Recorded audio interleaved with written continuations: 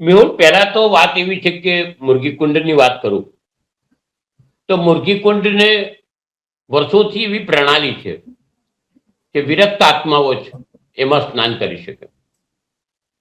વિરક્ત ના હોય તે સ્નાન કરી શકે ને એમાં સ્ત્રી પુરુષનું નથી. જે વ્યક્તિ ભેખ લઈ લીધો હોય એ જ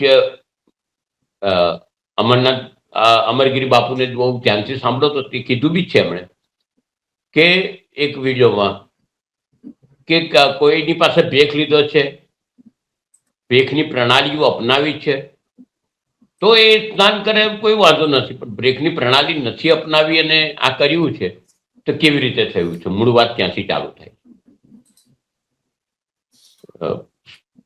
જ્યારે સ્ત્રી પુરુષની વાત અહીંયા આગળ નથી.